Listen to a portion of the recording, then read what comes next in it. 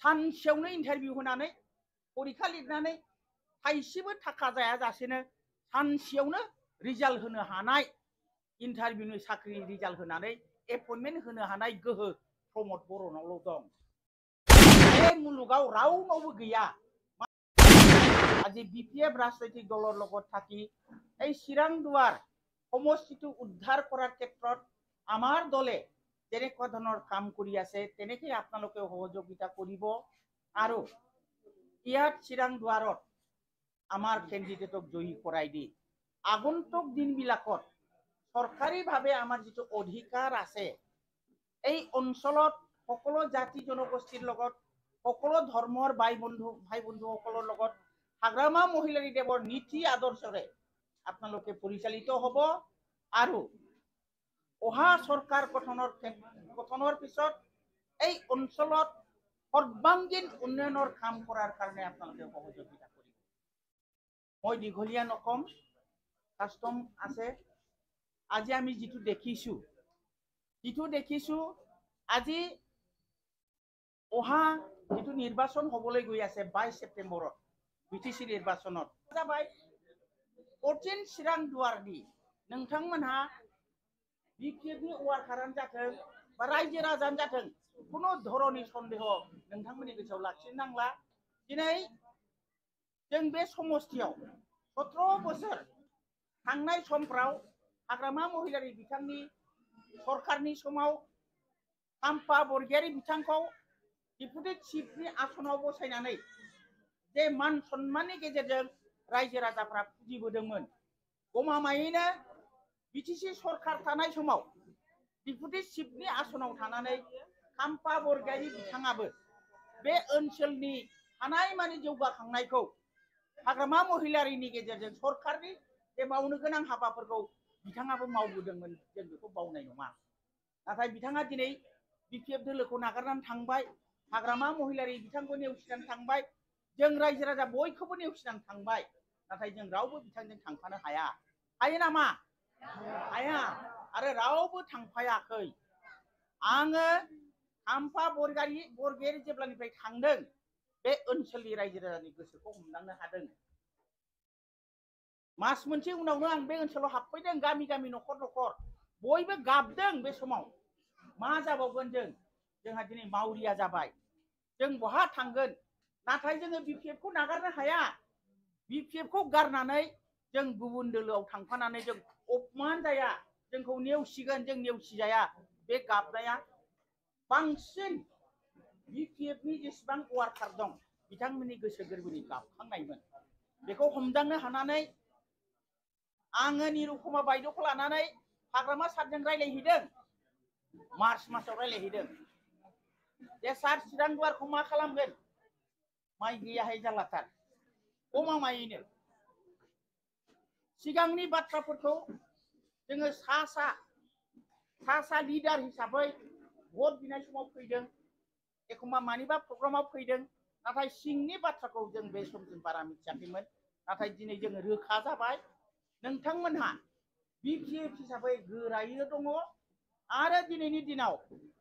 BPF राजखान्थि दोलोआव गोबां रायजो राजाफ्रा आरोबाव बाहागो लाफैनायखौ जों नुनो मोनदों। बेनिखायनो दिनै जों रोखा बुंनो हायो, चिरां दुवाराव बिपिएफखौ होबथानो हानाय रावहाबो गोहो गैला। रावहाबो गोहो गैला। बिपिएफखौ जों होबथानो हाया। बेजों लोगोसेयैनो दिनै हाग्रामा महिलारी बिथाङा गावनो बे समस्थिनि बिजाथि हिसाबै गावखौ दाख्लै जोंनि जे रेलि दंमोन ओइदिनखालि बिथाङा गावनो फोसावबाय, नङा होमबा? रायजो राजाफ्रा जोबोद खुसि जादों। हाग्रामा सारा फैसिगोन होननाय लोगो लोगो जोंबो सिगाङावबो मिथिखादों, जोंबो बुंदों हाग्रामा सारानो फैगोन। बिथांखौ बरायनानै आरोबाव बे ओनसोलनि रायजो राजाफ्रा बांसिन गोसो गुदुङै पार्टिनि जानानै बिपिएफनि जानानै खामानि मावनायखौ आं नुनो मोनदों। आरो गमामायै दिनै नोंथांमोनहा जे बहाय जयनिं जाबावनो फैबा बहाय बेबो दिनै रोखा जाबाय। जों रावबो सिन्था खालामनो नाङा। दिनै थगायसुला प्रमद बर'नि सरकारा सामफ्रामबो थगायनाय, रायजो राजाखौ नेवसिनाय, सामफ्रामबो नङै नङै खोथा बुंनाया मानसिफोरनि गोसोआव बिथांनि फारसे मुगैनाय फैदों। अरायबो नंखाय खोथाखौ बुङो, सामफ्रामबो थगायनाय, जोंनि बिमा माहारिखौ थगायबाय, सेल्फ हेल्प ग्रुपनो 75,000 थाखा होगोन होनबाय सोलायनाय लाबोगोन होनबाय नङा होमबा अरुणोदयनि नामाव बे आसामनि स्किम अरुणोदयनि नामाव जोंनि गेजेराव आइजोफोरनि गेजेराव बोखावनाय लाबोदों नोङो अमुक पार्टिनि नों मोना बिपिएफनि मानसिफ्रा अरुणोदय मोना बिपिएफनि मानसिफ्रा सेल्फ हेल्प ग्रुपआव मोना मानो बेफोरबायदि नंखाय इनाय बिमा माहारिखौ लानानै मानो बेफोरबायदि खोथा दिनै प्रमद बर'आ जोंनि गेजेराव लाबोदों नाथाय दुखुनि बाथ्रा बेनो बे बिटिसिआ संग्रामनि गेजेरजों सोरजिजानाय आरो बे बिटिसिआ मोनसे जोंनि बे ओनसोलखौ खुंनो हानाय गोहोजों लाबोनाय मोनसे आयेनजों दाजानाय बिटिसिआ 6 शिड्यूलनि आयेननि गेजेरजों दाजानाय जोंनि रावाबो 8 शिड्यूलाव हाबखानाय बे बिटिसिखौ खुंनो हानायनि प्रत्येक জাতি জনগোষ্ঠীক লৈ এই বিটিসি শাসন কৰাৰ কাৰণে যথেষ্ট আইন আমাৰ আছে এইটো কনস্টিটিউশনত আহা বস্তু এইটো কোনোবা বেলেগে দিয়া বস্তু নহয় আইনগত এইটো সৃষ্টি হোৱা আমাৰ বিটিসিটো এইটো বিটিসিতে আমাক শাসন কৰিবৰ কাৰণে সকলো জাতি জনগোষ্ঠীক লৈ এইটো ধুনীয়াকৈ পৰিচালনা কৰিবৰ কাৰণে আমাৰ 40টা সমষ্টি 2003 চনত চুক্তিৰ পিছত গঠন কৰা হৈছে 40টা বিভাগ মানে অফিস আমি পাবলৈ সক্ষম হৈছো 40টা সমষ্টিৰ ভিতৰত 30টা ট্ৰাইবেলক দিয়া হৈছে 2টা ওপেন 5টা ওপেন আৰু 5টা জেনারেল কাৰণে রিজার্ভ রাখা হৈছে এইটোই প্রমাণ করা যায় যে হাগ্রামা মহিলারিয়ে এই অঞ্চলত বসবাস কৰা সকলো জাতি জনগোষ্ঠীক লৈ এটা সুন্দৰ এটা বিটিসি গঠন কৰাৰ কাৰণে তেওঁৰ সপোন আছে আৰু সঁচাকৈ বিগত 17টা বছৰত তেওঁ যিমান উন্নয়ন কৰিলে এই কথাবিলাক বই নকওঁ আজি কাষ্টমে কিছুমান কথা ক'ব যিমান উন্নয়ন হৈছে আপোনালোকে দেখিছে এই কাৰণে আজি আমি চাকৰিৰ নামত সিদিনা আমি যিটো চাকৰি দিয়া বুলি শুনিলো ফৰেষ্টত তাত কিমান যে কেলেংকাৰী আমি দেখিবলৈ পাইছো বিসবাं थगायनाय दा बेफोरनि थाखायनो दिनै रायजो राजायानो दिनै इउपिपिएल खौ नेवसिनो ओंखारदों आरो नेवसिगोन नोंथांमोनानो नेवसिगोन जोंहा बिनि सायाव जोबोद गोख्रों फोथायनाय फैबाय सुक्तियावबो थगायनाय सरकार दानायावबो थगायनाय 2020 आव जोङो 17टा मोनदोंमोन थेवबो जोंखौ सरकाराव दायाखै सोलो खालामनानै लिलि हटेलाव जेरैबायदि जोंनि माखासे बिजाथिफोरखौ लाखांनानै थांनानै जेरैबायदि सरकारखौ दादों बेबो थगायनाय सुक्तिनि थगायनाय बिटिआर सुक्तिनि एनडिपिफोरखौ जेलाव दोननानै एनडिपिफोरखौ सासेबो सख'वाखै दा जामिनाव फैदों नाथाय बिथांमोना गवाखै हाजिरा हैबाय थानांगौ बेबो गिलुबालु थगायनाय प्रमद बर'नि एबसुनि आफादगिरि जानानै सुक्ति खालामनायनि बे जे गोसोम जारिमिन बर' हारिनि गेजेराव बे जारिमिनखौ प्रमद बर'आ नेवसिनो हाया खोमोरजानाय नङा आरो 2020 सनाव बिथांमोनहा दुगा बुङो जे रायजोआनो जोंखौ फसंदों नाथाय नङा रायजोआ गायसनाखै सोलो खालामनानै बिजेपिजों लोगो लानानै सरकारखौ दादों बेबो मोनसे थगायनाय जारिमिन दिनै बिटिसि सरकार गठनाव लिरनानै थाबाय बेखौ खोमोरनो हानाय नङा प्रमद बर'आ जेब्लाबो बुङो 17 बोसोराव हाग्रामा मावनो हायै खामानिखौ आं मावदों नै सुइजारलेण्ड बानायगोन मास मोनथामनि उनावनो न'खर साख्रि होगोन बोरै बहा थांखो दिनै रावबो बेखौ मोननो हायाखै दा 17 बोसोराव हाग्रामा महिलारि मावनो हायैखौ मावदों होननानै अरायबो दाबि खालामो आंबो स्वीकार खालामो नंगौ प्रमद बर'आ हाग्रामा महिलारि मावनो हायै खामानिखौ मावो बे मोननो जाहैबाय थगायनाय हाग्रामा महिलाया थगायनो रोङा थगायनाय सोलो खालामनाय सानफ्रामबो नंखाय बाथ्रा बुंनाय बेखौ प्रमद बर'आ मावबारनो हायो सानसेयावनो इन्टारभिउ होनानै परीक्षा लिरनानै थाइसेबो थाखा जायाजासेनो सानसेयावनो रिजाल्ट होनो हानाय इन्टारभिउनि साख्रि रिजाल्ट होनानै एपइन्टमेन्ट होनो हानाय गोहो प्रमद बर'नावल' दं बे मुलुगाव रावनावबो गैया मानो होनोबा परीक्षा लिरखांनायनि उनाव बे खाताया नायजायो गोबां मास्टारफोरनि गेजेराव परीक्षा लायो गथ'फोरनि रावबो स्कुला परीक्षा होखांनाय लोगो लोगो रिजाल्ट होनो हाया नाथाय प्रमद बर'आ साख्रिनि इन्टारभिउखौबो लोगो लोगो नै परीक्षा होबाय नै रिजाल्ट होबाय थाइसेबो थाखा रावबो जाया होननानै बाथ्राखौ बिथाङा बुंदों हाग्रामा महिलारि बेफोर खामानिखौ मावा थगायनाय खामानिखौ मावा बोरै सम्भब बेलाय खाथाखौथ' नायनांगोन ना सोर बिसिबां नम्बर मोनदों बेखौथ' नायनांगोन ना प्रमद बर'आ थेवबाबो दुगा दुगा बेफोर खोथाफोरखौ बुङो लाजिनो रोङा बियो जोंसो लाजियो बर' मानसिया बोरै बेबायदि नंखाय खोथाखौ बुंनो हाखो बोरै नंखाय खोथाखौ सानफ्रामबो जोंनि रायजो राजानि गेजेराव माबोरै बुङो बेफोर खोथाखौ जों लाजियो दा जियानो जा मानो जों सरखार फैखांनायनि उनाव गोबांथार जोंहा मावनो गोनां रायजो राजानो होनो गोनां बाथ्राफोरखौ जों रोखायै बुंगासिनो दङ बेफोर खोथाखौ नोंथांमोनहा फोथायला सरखार खालामनायनि उनाव माखासे बाजेटनि गेजेरजों बोरैहाय बयबो जाथि जनगोष्ठीया जौगाखांनो हागोन बे बाथ्राफोरखौ बुंदों बे बाथ्राफोरखौ आं कास्टमनो दोनबाय गेरेन्टि मोनमाल' गेरेन्टि बेखौ बुंबाय बिनि गेजेरावनो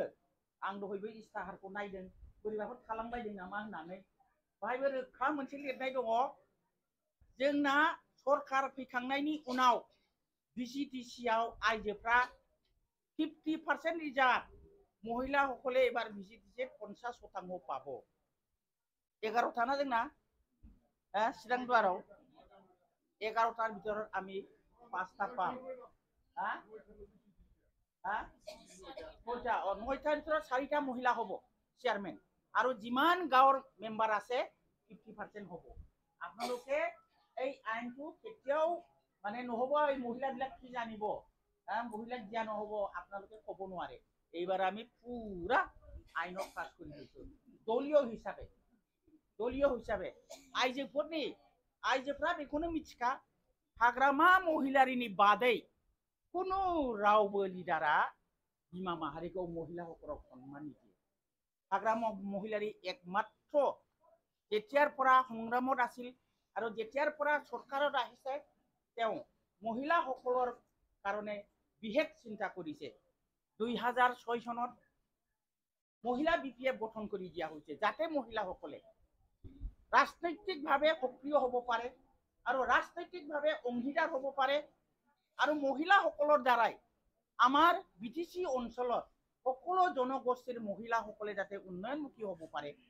সমাজৰ কাম কৰিব পাৰে তাৰ কাৰণে বিপিএফ মহিলা গঠন কৰি দিয়া হৈছে মই গৌৰৱ কৰোঁ যে এই প্ৰথম গঠিত বিপিএফ মহিলা মঞ্চৰ মই সভানেত্ৰী আছিলোঁ आंनो गिबि गायसनगिरि आइजो माने बिपिएफनि आफादगिरिमोन आं गौरव खालामो मानो होनोबा बिथांनि नीति आदर्शनि गेजेरजों बिटिसि ओनसोलनि बे 10टा जिल्ला जोंनि पार्टी हिसाबै 40टा समष्टियाव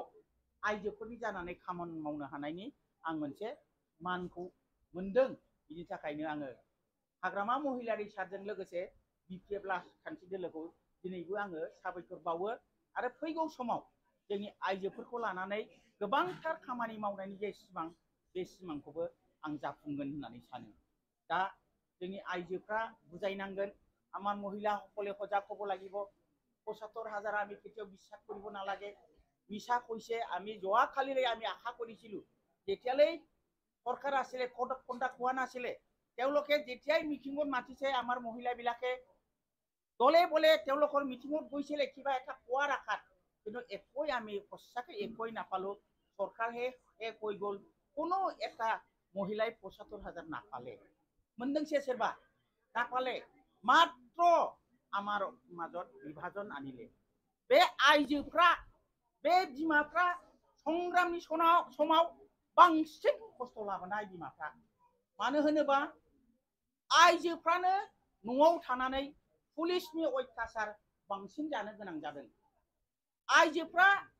खम बैसोआवनो एसेल' बैसोआवनो रान्दि जानो गोनां जादों मुंख्लं जानो गोनां जादों आरो बे आइजोफोर जोनोम होनाय सासे फिसाया हारिनि आलादा हादोर दाबिनायाव मुंख्लं जानो गोनां जादों जिनाहारि जानो गोनां जादों दिनै बे आइजोफोरखौ लानानै इउपिपिएल राजखान्थि दोलोआ उर्खाव गोरा ब्रह्म बिथांमोनहा नंखाय बाखाय बे अरुणदयखौ लानानै नंखाय बाखाय सेल्फ हेल्प ग्रुपनि फैसा होगोन होननानै थगायनानै जोंनि गेजेराव बोखावनाय लाबोदों आं दुखु मोनो बे खमा होथाव नङा दिनैबो जोंनि गेजेराव बिमाफोरखौ असनमान सानफ्रामबो खालामनायखौ जों नुयो जों बे समाव बुंनोबो हाया नाथाय जोंनि दोलोआ माब्लाबाबो राजखान्थि दोलोखौ लानानै बिमानि गेजेराव बिभाजन बा हारिनि गेजेराव रावबो धोरोमनि गेजेराव बिभाजन लाबोनाय नङा। जों जेखौ मावगोन सैथोखौनो मावलांगोन, सैथोनि नीतिजों जे आयेन दङ बिटिसि सरकार गठन खालामनायनि बे नीतिजों जों आवगायलांगोन। ओंखायनो आं गोलाव बुंला, बयखौबो गोजोननाय साबायखर बावबाय आरो आंनि गोसो गोरबोनि खुलुमनाय सिबिनायखौ बावनानै आंनि बिबुंथिखौ फोजोबबाय। जय बिपिएफनि, जय बिपिएफनि, जय हाग्रामा महिलारिनि, जय हाग्रामा महिलारिनि। 14 नम्बर चिरां दुवाराव बिपिएफआ देरहाखाबाय।